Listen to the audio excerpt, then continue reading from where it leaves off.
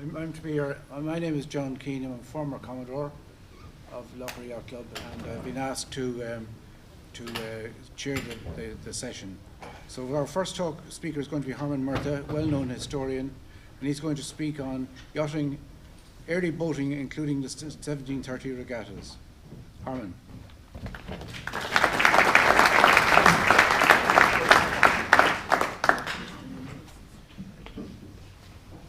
That's just to begin with. Lough Ree. So what does the name mean? What it does not mean is what everybody says it means, which is the Lake of the Kings.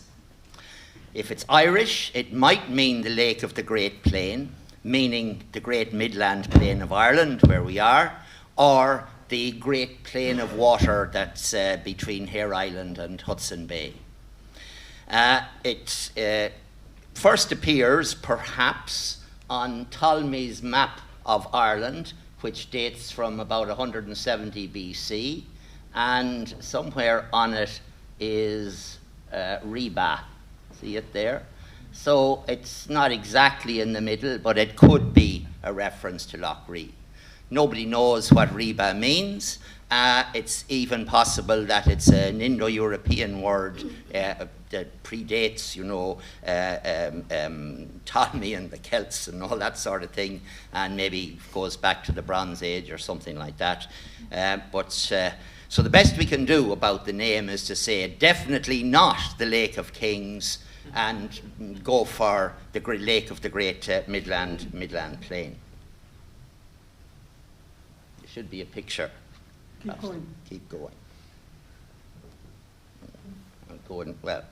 The earliest boats in use in Ireland were dugout canoes, or log boats as they are called, because they're made out of tree trunks, generally oak, hollowed out by shaping with an adze, or by burning, or by a combination of both. And these guys are somewhere in South America, and they're making log boats perhaps to this day. The largest known example is the Lurgan boat in the National Museum of Ireland, and it's 4,000 years old. Several are known in the shallower waters of Lough Ree. Two of them just north of the club.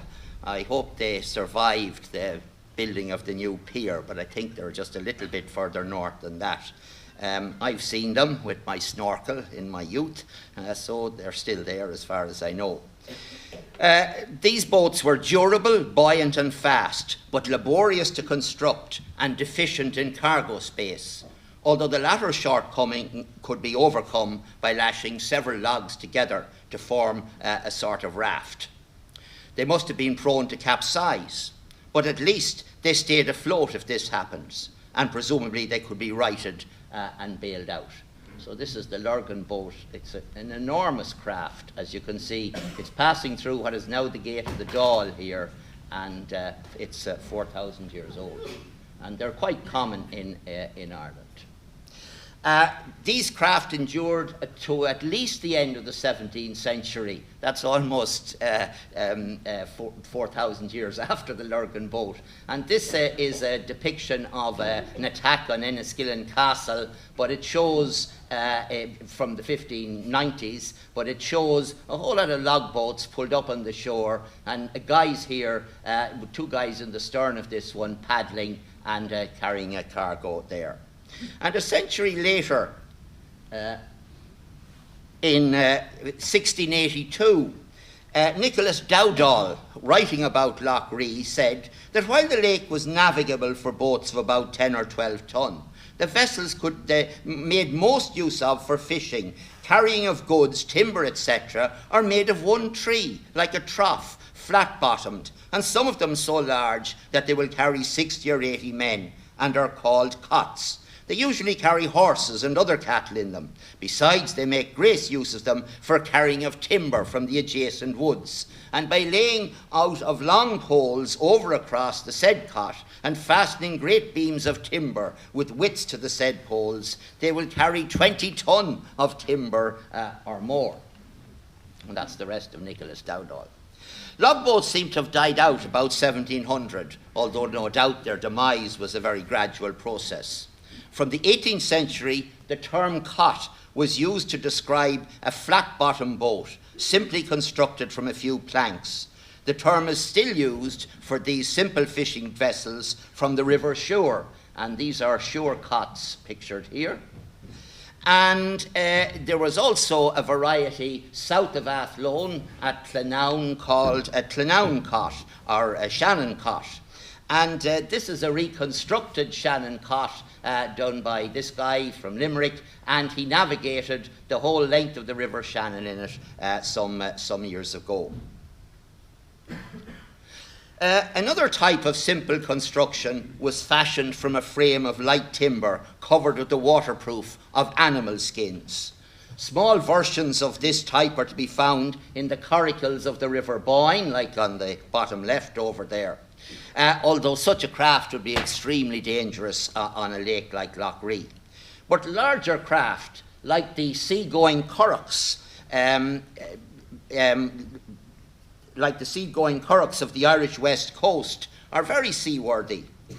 Top left is a depiction of their construction in the 1680s, done by Captain Thomas Phillips. I mean the depiction, not the construction. And there's as he says, there's a portable vessel of wicker, normally used by the wild Irish, but of course it was wicker and with a canvas or something like that over it. Not canvas, but in those days, but probably animal skins, which would have been waterproof. Tim Severin proved that that these boats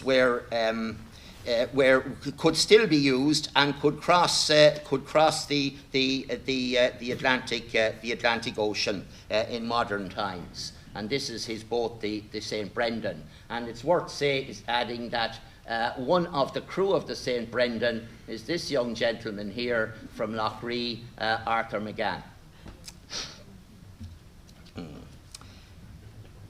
However, if a hide-covered boat got into difficulty, the result could be catastrophic. Under the year 751, the Irish annals record that the crews of all but one of the 30 vessels of the fleet of the Dialbana Nua, they were the inhabitants of round the lake on the west side, the tribe that lived there. And they had 30 vessels on the lake, and all but one were lost in a storm in the lake. So virtually the whole manhood of the tribe was wiped out, although things were very good, I'm told, for the survivors of the one boat that didn't go to the bottom. It's likely that they were using skin-covered frames of the coracle currach type rather than log boats, which would have stayed afloat. Currach-like boats, which we are told were formed of wattles covered with cowhides, continue to be found on the Shannon north of Lough Ree as late as the 1850s. Well, that's Arthur, yes. Go on now. The Norsemen or Vikings run Lough Ree as early as the mid-century. Subsequently, there were several raids in the 920s, 931 to 937. The Limerick Vikings virtually occupied the lake and its surroundings and dominated. Their light, strong, seaworthy vessels were clinker built, and it is likely that they introduced this construction technique to Ireland. The planks, often no more than an inch thick, were split from mature trees, typically of oak, and worked up from a stout oaken keel. The shipwrights would rivet the planks together with each tier overlapping the one below, as shown in the picture here in the centre. This is also clear on the left in the ship in the Osberg Museum in Norway. You can just about make out the clinker there. And the shape of the ship was maintained by the wooden ribs here on the interior. And you can see exactly that sort of construction, say, on the Shannon 1 designs that we sail here in the club today. Remarkably large vessels could be constructed using traditional clinker construction. Dragon ships carrying 100 warriors were not uncommon. The ocean-going ships were called langskips for war, canars for trade, or carves, which were a mixture of both. They were about 20 metres in length, about the length of 60 feet or so, with a 5-metre beam and a hull capable of carrying over 100 tons. These advanced vessels gave the Vikings such military, political and commercial power that they also became the mainstay of their pagan religion. They were used in funerals of leading Viking chieftains and noblemen who were commonly buried with an intact, luxurious ship to transport them to the afterlife. Were such vessels ever used on Lough Ree? Well, they certainly were on one occasion, when the film Alfred the Great was being made here, thought about in the 1960s or so, and two ocean-going vessels were constructed, and here they are being rowed on the lake with the film director jumping up and down here about it. But they were also powered by diesel engines, so not exactly authentic, but they were authentic as far as the size was concerned. However, bearing in mind that in the midwinter of 934, the Limerick Vikings travelled with their boats from the Erne to between the Erne and Lough Ree, it's more than likely that their craft would have comprised smaller vessels of the fairing type, and these are Scandinavian fairing vessels here.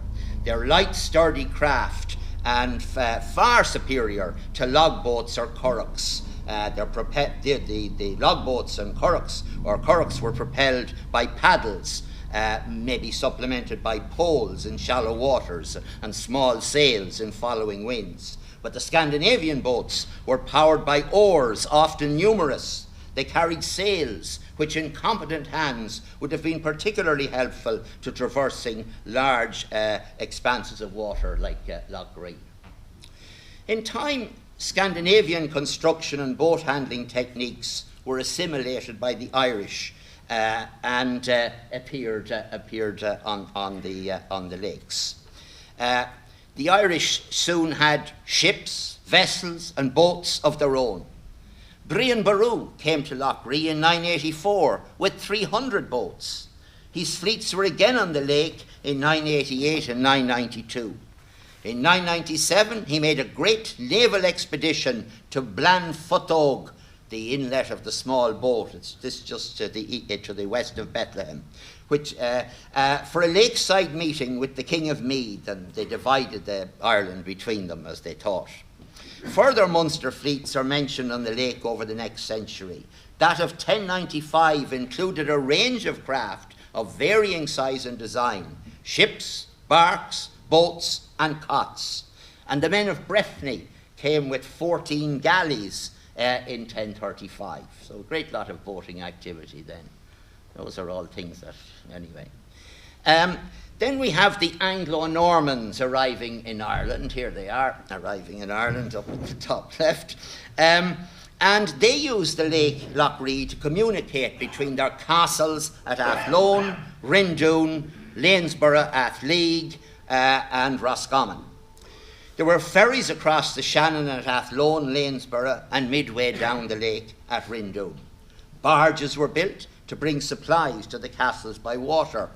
A boatyard was established at Rindoon, and this is if you look across Safe Harbour there, this is the castle, and just here on this side of the harbour, and I suppose the north side, is the slipway that apparently led up to the boatyard. You can still see the outline of the slipway on the ground there.